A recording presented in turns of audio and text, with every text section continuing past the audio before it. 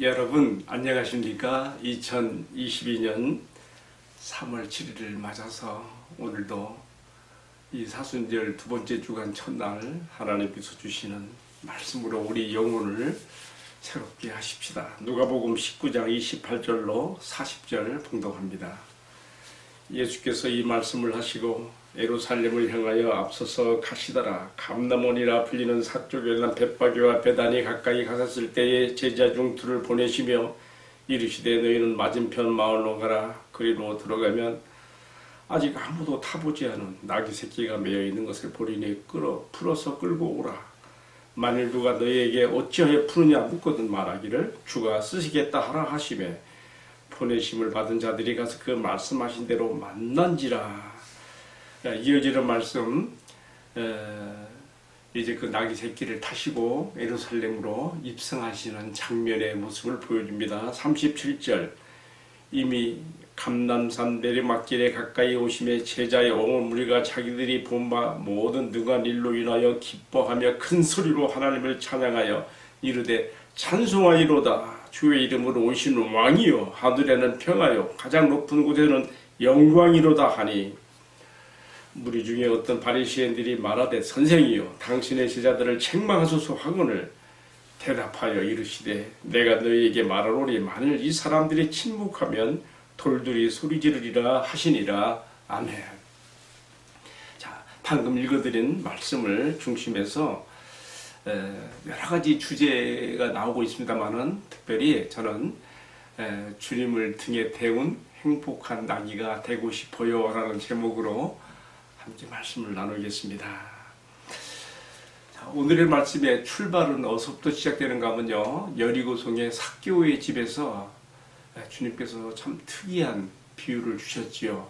사실은 자기 자신에 대해서 하신 말씀이에요. 비유를 하시기를 한 귀인이 왕위를 받아오기 위해서 먼 길을 떠나는데 갔다 오는 동안에 길게 이어진 그 시간을, 기다림의 시간을 무의미하게 보내지 말고 유용하게 사용하라는 뜻으로 한 문화씩 나눠주는 문화 비유가 나왔습니다. 제가 그 설명을 어저께 했기 때문에 더 깊이 하지는 않고요. 주님은 자기 자신이 왕위를 받으러 먼 길을 갔다 오는 그런 귀인으로 자기를 비유하시면서 이제 바로 그 왕위를 받으러 가시는 첫 번째 그 단계요 수순으로서 지금 예루살렘으로 입성하시는 그 장면을 향해 나가고 계십니다. 자, 이 시점에서 예수님은 스가랴 9장 9절의 말씀을 떠올리신 것 같아요. 스가랴 9장 9절에 말하기를 예수님께서 이제 나귀의 새끼를 타시고 입성하실 때 왕의 창가를 받으며 들어가시는 장면이 이렇게 나오게 되는데, 오늘 본문의 말씀에서 우리가 이제 그 시작을, 출발점을 여리고성에서부터 보게 되는 것입니다. 오늘 저는 이 본문에 크게 5가지 주제를 생각했습니다. 첫 번째는요, 19장 28절에 나오는 말씀대로 앞서가시더라. 두 번째는요, 아무도 타보지 않은 나귀 새끼라고 하는 그 9절 30절에 나오죠. 그리고 또 그 나귀 새끼를 풀어서 가져갈 때 누가 이유를 제기하면 주가 쓰시겠다 하라. 31절 말씀입니다. 그리고 네 번째 주제는 왕의 찬가를 받으면서 예루살렘에 입성하시는 거고요. 다섯 번째는 이것을 반대하고 싫어하는 바리새인들이 이렇게 찬미하는 자들을 책망하라 할 때에 주님께서 그들이 찬미하지 않으면 돌들이 소리 지르리라 이렇게 하신 말씀입니다. 첫 번째 주제부터 생각해 보겠습니다. 예수님은 이미 갈릴리를 떠나실 때부터, 예수님의 공생의 마지막 전도 여정으로서 갈릴리를 떠나실 때부터 그 최종 목적지가 예루살렘이고, 그 예루살렘에서 별세하시고 승천하셔서 왕위를 받아서 다시 오시는 그런 것을 다 내다보시고 출발하셨지요. 그 누구도 이 길을 막을 수가 없습니다. 그래서 오늘 28절 말씀 보면요, 예루살렘을 향하여 앞서서 가시더라 그랬어요. 앞서서. 이 말이 참 특이합니다. 이제 추종자들에게, 제자들에게 옹이 되어서 이렇게 가시는 경우가 많았는데, 지금 이 장면은 그렇잖아요. 예수님이 앞장서서 지금 끌어가시는 장면으로서 이렇게 모여되고 있습니다. 다시 말하면 아버지께서 아들을 통하여 이루고자 하시는 일들을 이루셔야 되는데, 지금 바로 23km 밖에 예루살렘이 있어요. 예수님은 이제 마음이 아버지께서 아들에게 하라고 하신 일을 이루시는 막바지 마지막 과정으로서 예루살렘에 접근하기 위해서 그 마음에 끌어오르는 그런 불같은 열정을 가지시고 의욕을 가지시고 앞장서 가시는 모습을 보여주고 있죠. 여러분, 앞서서 누가복음 9장 51절에도 이렇게 나와 있지 않습니까? 예수님께서 승천하실 기약이 차감해 예루살렘을 향하여 올라가기로 굳게 결심하시고 이렇게 나오거든요. 그 결심이 지금 계속 마지막 3차 전도 여정으로서 갈릴리 출발해서 요단강 동편 베리아기를 통해서 여리고까지 오도록까지 계속 결심하고 또 결심하고 결심하시면서 올라간 그 길의 마지막 끝지점에서 다시 한번 주님은 그 결단을 공고하게 하시면서 앞장서 가시는 모습으로 이렇게 표현되고 있는 거죠. 여러분, 우리가 여기서 무엇을 교훈받게 됩니까? 우리는 어떤 계획을 세웠을 때에 어떤 변수에 부딪히면 중도에 포기하거나 그냥 그만둘 때도 많이 있지요. 여러분, 아버지의 뜻을 이루기 위해서 결심하신 그 계획이 이루어지도록까지 결단하고 또 결단하면 마침내 이루어 가시면 앞장서 가시는 주님의 모습에서 우리가 이런 점들을 배울 수 있어야 되겠습니다. 지금 나귀를 타고 왕의 창가를 받으면서 예루살렘에 입성한다 할 때에,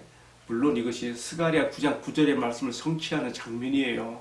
엄청 위험천만한 일이 아니겠습니까? 이미 이 당시에는요, 이미 우리가 아는 대로 로마 황제가 파견한 그 땅을 지배하는 총독부가 예루살렘에 있고요, 빌라도가 와 있지 않습니까? 엄연히 황제가, 왕이 존재하는데 또 다른 왕이 등장한다면 말이 돼요? 그뿐만이 아니지요. 예루살렘을 자신들의 아성으로 삼고 있는 예수님께 대하여 적대감을 가진 종교 지도자들이 도사리고 있는 곳이 바로 예루살렘입니다. 그런데 예수님은 바로 마치 섭을 지고 불 속으로 뛰어드는 사람처럼 매우 위험천만한 그런 시도를 여기서 하고 있는 것입니다. 왜 그렇습니까? 왜 그렇습니까? 어찌 보면 매우 정말 돌발적이고 도술적인 행동으로 보이는 이 일을 왜 하십니까? 마치 예수님은 모든 사람들에게 자기를 보라고 하신 것 같습니다. 예수님의 공생의 사역을 보면 많은 기적을 행하고서도 한 번도 그 은혜를 받은 사람들에게 이 일을 만천하에 공개하고 알려라 하지 않았어요. 입조심 시켰어요. 소문내지 마라, 소문내지 마라. 그렇게 온유하고 겸손하고 자기를 숨기셨던 분이 왜 이 장면에 이르러서는 마치 모든 사람들 향하여 보라, 너희 왕이 여기 있다, 나를 보아라 하는 것처럼 이렇게 돌발적인 행동, 퍼포먼스처럼 이렇게 하시느냐 그 말이죠. 왜 그렇습니까? 예수님은 자신이 지금 곧 십자가에 달려 죽으실 때에 이것이 어느 한 구석에서 은밀하게 되어지는 것이 아니라 모든 사람들이 다 알게 되는 가운데 되어지기를 바라시는 그 소원이 있어서 이렇게 하시면서 아버지의 뜻이 만천하에 공개적으로 드러나기를 바라시면서 이렇게 하시는 것이, 이제 이 순간부터 모든 사람들의 시선이 어디로 향하겠어요? 왕의 찬가를 받으며 예루살렘에 입성한 예수님에게 향하지 않겠습니까? 야, 저분이야말로 우리 조상 때부터 기다려왔던 메시아 왕국, 다윗의 위를 계승하여 오신 메시아로서 이곳에 하나님 나라를 세울 그분이 아니겠는가라고 다 기대하지 않겠습니까? 사람들이 예수님이 갈 때 다른 복음서에 보면 길바닥에 자신들의 옷을 깔며 또 종려나무 가지를 꺾어서 호산나 찬송하리로다 주의 이름으로 오시느니요 이렇게 막 환호했는데, 로마 총독부터 시작해서 종교 지도자들, 반대자들까지도 다 이제 예수를 주목하게 되는 거 보실 것이죠. 자, 그런데 특이한 것은요, 예수님께서 왕으로서 입성하시는데 당시 그 황제들이 왕들이 했던 것처럼 군마를 타고 뭐 갈기를 휘날리는 그 백마나 흑마나 뭐 적색마리 그런 그 말을 타고 입성한 것이 아니라 나귀의 새끼를 타고 입성했단 말이에요. 왜 그랬습니까? 예, 여러분, 나귀라고 하는 것은요, 평화 시대의 상징이에요. 말은 전쟁 시의 그 상징 동물이라면 나귀는 평화의 시대의 상징으로, 예수님이 지금 자신이 겸손하시고 온유하신 평화의 왕으로 자기 백성들을 향해서 가시는 것을 이렇게 퍼포먼스처럼 하심으로써 스가랴 9장 9절의 말씀을 성취하는 것이죠. 참 놀랐습니다. 저는 특별히 오늘 본문의 말씀에서 예수님을 등에 태우고 예루살렘으로 입성하는 나귀에게 좀 이렇게 많이 관심이 갑니다. 나도 나귀처럼 주님을 등에 태우고 사람들 속으로 나갈 수 있는 사람이 되면 좋겠다. 그런 생각을 해보게 돼요. 얼마나 주님을 내 등에 태웠다는 것만으로 행복하겠습니까? 자, 우리 더 자세한 내용들은 또 뒤로 다루기로 하고요. 나귀 새끼를 타고 입성하신 우리 예수님에 대해 생각해보고, 세 번째는요, 주가 쓰시겠다라 하는 그 제목으로 붙였는데, 나귀 새끼를 풀려고 할 때에 왜 그것을 풀어가냐고 주인이 물어보면 예수님이 답변을 주셨지요. 주가 쓰시겠다고 하라. 제가 생각할 때 이미 이 정말 아버지 뜻을 이루는 이 결정적인 순간에 이미 예수님은 하나님 아버지와 교감을 같이 했던 것 같아요. 그리고 또 이 나귀의 주인과도 이미 다 하나님께서 주신 계시가 뭐 꿈이라든 환상으로 있었던 것 같아요. 그러니까 지금 이런 일들이 벌어지는 거 아니겠습니까? 또 한 가지 생각해 볼 것은 뭐냐면요. 당시에는요, 지금도 그래요. 국가 전쟁 발발시나 위기 상황 때는 재산, 재물 증발권이 있지 않습니까? 지금 하나님 나라를 지금 이 땅에 이루시는 그 정말 십자가 그 절정적인 사건을 앞에 놓고 지금 이 나귀를 마땅한 사용하시게 되는 것이죠.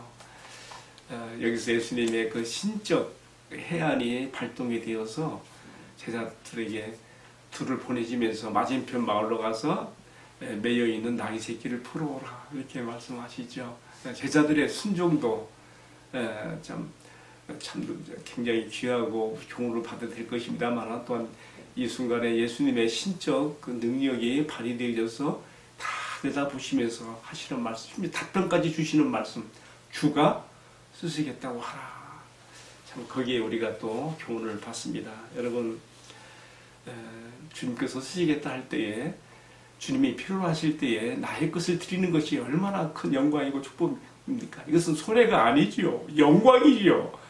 우리는 성경에서 이 장면이 외에도 또 좀 잠시 후에 이제 예수님께서 최후의 만찬을 하시게 되는데, 그때에도 제자 둘을 보내시면서 성 안에 물동이를 어깨 이고 하는 사람을 만나면 그 사람에게 만찬석상에 대해서 말하고 그것을 보고 준비해서 오라고 하지 않습니까? 다 이렇게 주님이 필요할 때에 쓰심이 합당하도록 자기의 나귀 새끼를 드리거나 자기의 집 다락방을 내놓거나, 또 우리는 예수님 십자가 달리신 이후에 죽으신 이후에는 아리마대 사람 요셉이 자기의 무덤을, 새 무덤을 제공한 걸 볼 수 있죠. 근데 중요한 건 뭐예요? 새 것이에요. 새 것. 아직 사용하지 아니한, 아직 아무도 타보지 아니한 나귀 새끼. 우리 주님은 우리가 새 것으로 드리기를 원하십니다. 우리 구약 율법에서도 그래서 곡식도 첫 이삭을 드리게 하고요, 과일도 첫 열매 드리게 하고요, 사람이나 가축도 초태생을 이렇게 드리게 하죠. 여러분, 저는 여기서 그런 교훈을 갖게 돼요. 내가 다른 주님께 드릴 것은 많이 있겠지만은 정말 하루를 시작할 때 내 하루의 첫 시간, 아직 정말 사용되지 않은, 때묻지 않은 가장 정말 맑고 순수한 새벽의 첫 시간을 주님께 드려서 주님과 교제 가운데 있어야 되겠다 하는 생각을 또 해보게 되었습니다. 예, 제가 많은 주제들을 다루다 보니까 내용들이 좀 이렇게 중국되고 복합된데 다시 한번 정리해 볼게요. 첫 번째로 우리 함께 나눴던 말씀은 앞서가셨다는 거, 그 결심한 바들을 또 결심하고 또 결심하시면서 마침내 앞서가시면서 실현하고 계시는 예수님의 모습이었습니다. 두 번째는요, 아무도 타보지 않은 나귀 새끼에 대해서 우리가 함께 말씀을 나눴습니다. 우리도 주님께 이렇게 새 것으로 특별히 아침에 주님을 만나는 시간을, 첫 시간을 드리는 그런 제가 적용까지 했습니다. 세 번째는요, 주가 쓰시겠다고 하라고 한 말씀이었습니다. 정말 내 것을 드림으로 손해가 아니라 주님이 사용하신다는 것에 대해서 우리가 기쁨과 영광을 가지고 나의 것을 드릴 수 있는 그런 은혜를 받을 수 있었으면 너무 좋겠습니다. 자, 네 번째로 들어가는 말씀은요, 예수님께서 왕의 찬가를 받으면서 예루살렘에 입성하신 것입니다. 왕의 찬가를 받았어요. 그런데 왠지 모르게 여기서 한 가지 마음에 좀 이렇게 걸리는 게 있어요. 뭐냐면요, 그 왕의 찬가의 배경을 보면요, 제자의 온 무리가 자기들이 본 바 모든 능한 일로 인하여 기뻐하며 그랬어요. 그 예수님이 그간에 행하신 놀라운 기적들 때문에 그들이 예수님께 대해 기대했다는 것이죠. 이분이 곧 이 나라를 로마의 압제에서 건지며 이 나라의 하나님의 나라를 이 땅에 실현할 분이라는 것에 대한 그가 행하셨던 놀라운 기적들을 인하여서 이렇게 그를 왕으로 찬미하며 그렇게 높였다고 하는 그 말씀 아니겠습니까?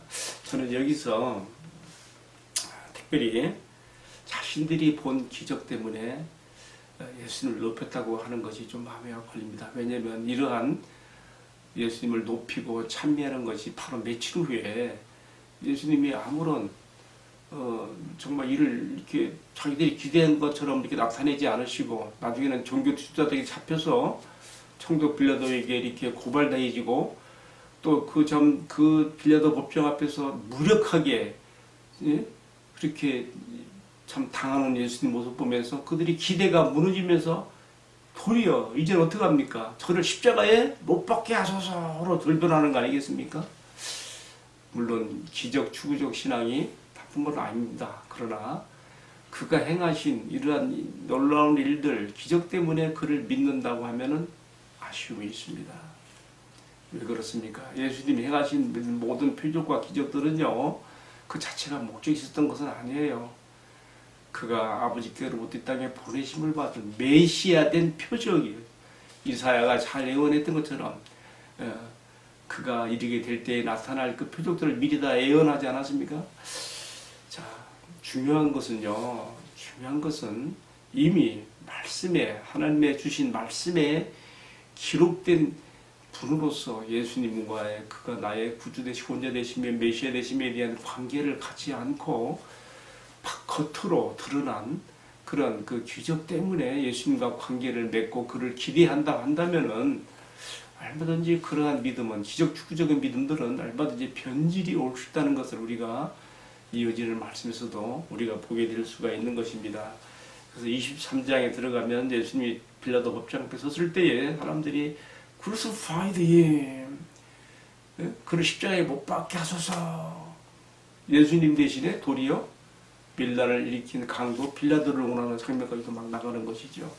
자, 중요한 것은요, 우리가 예수님과 관계를 맺을 때에 그가 행하신 어떤 놀라운 기적 때문에가 아니라요. 더 중요한 것은 이미 그에 대하여 기록된 말씀에서 만나는 예수님과 또 바로 그 예수님과 내가 개인적으로 그의 말씀과 기도 가운데 정말 깊이 그와 일치된 관계 속으로 들어가는 관계 형성을 이루는 그러한 축복과 그러한 그 은혜에 들어가지 못하면 우리 마음도 얼마든지 우리 믿음도 변질이 올 수 있다는 것을 여기서 다시 한번 짚고 넘어가게 되는 것입니다. 자, 오늘 이제 좀 길게 전한 말씀을 마무리하면서요, 우리 마음속에 다시 다시 한번 이 사순절 순환 주간을 맞아서 이 예수님을 더 깊이 만날 수 있는 기회가 되기를 축원합니다. 방금도 말씀드린 것처럼 우리가 정말 이 사순절 기간을 왜 이렇게 갔습니까? 우리 앞선 시대의 믿음의 선조, 우리 믿음의 교회 조상, 앞선 시대의 교회들이 정말 예수님과 더 밀접하게 친밀하게 만남과 깊이에 들어가게 하기 위해서 이런 그 기간을 정한 거 아니겠습니까? 이런 기간에조차도 우리 마음이 겉돌고 주님과 이렇게 깊은 관계 속에 들어가지 못하면 우리가 언제 이렇게 될 수 있겠습니까? 저는 그 생각을 해봐요. 저 자신에게 대한 반성이에요. 정말 주님을 더 깊이 다지기 위해서 경건서적을 본다거나 말씀과 또 기도가 내 묵상 앞에 들어가는 거 잘 안 되고 막 겉돌거든요. 나의 일장이 자꾸만 다른 엉뚱한 곳으로 갈 때가 많거든요. 그러나 이런 기간을 통해서라도 우리가 주님 앞에 나의 일상을 내려놓고서라도 시간을 내어서 말씀과 기도 가운데 깊이 들어가는 주님과의 관계 형성, 어떤 추구적인 믿음보다도 이미 우리에게 아버지께서 주신 경에 기록된 말씀 가운데서 주님을 만나며 들어갈 때에 이 관계 형성에서 만나게 되는 우리 안에 기쁨이 있고 평화가 있고 행복이 우리의 삶을 더욱 주님 앞에 아름답게 이루어가게 할 줄로 믿습니다. 함께 기도하겠습니다.